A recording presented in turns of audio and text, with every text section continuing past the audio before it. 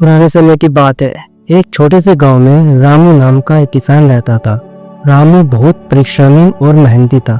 उसका एक पुत्र था जिसका नाम राजू था। रामू ने अपनी खेती और मेहनत से अपने परिवार को सुखी रखा। राजू अपने पिता की तरह मेहनत करने से कतराता था और आराम से जीवन बिताने की चाहत रखता था। एक दिन रामू ने महसूस किया कि वह बूढ़ा हो रहा है और अब खेती का सारा भार उठाने में सक्षम नहीं है।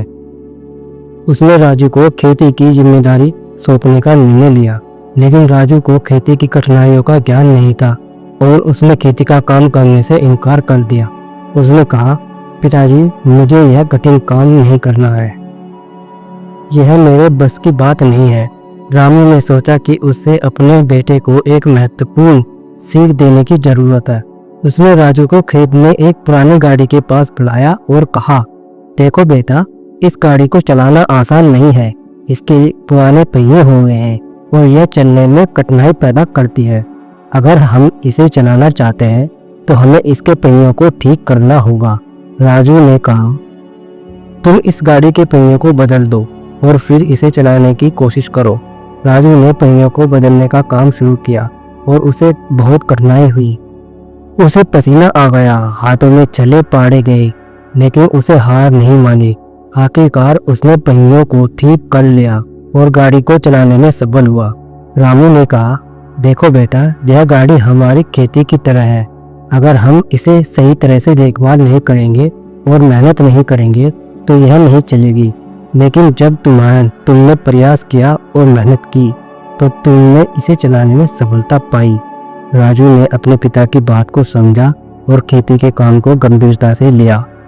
उसने मेहनत शुरू की और धीरे धीरे खेती में सफलता प्राप्त की। वह अपने पिता के नक्शे कदम पर चलने लगा और उसकी मेहनत ने उसके जीवन को बदल दिया। किसान और उसका पुत्र कहानी का सारांश। इस कहानी में हम एक किसान अपने बेटे को मेहनत की महत्वता समझाता है।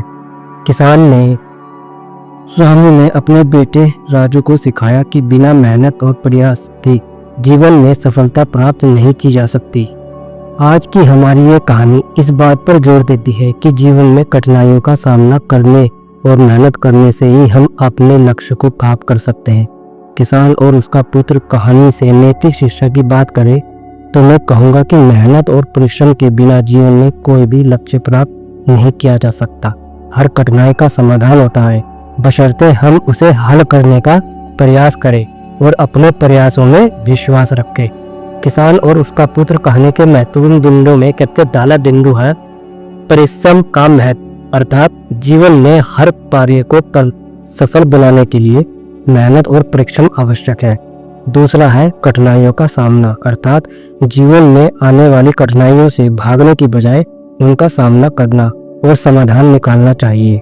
तीसरा परिवार की भूमिका, अर्थात परिवार के सदस्यों की सीख और मार्गदर्शन हमारे जीवन को सही दिशा में ले जाते हैं। चौथे की बात करें तो स्वयं पर विश्वास करना, मतलब कि खुद पर विश्वास रखकर और लगातार प्रयास करते हुए हम किसी भी कठिनाई को पार कर सकते हैं।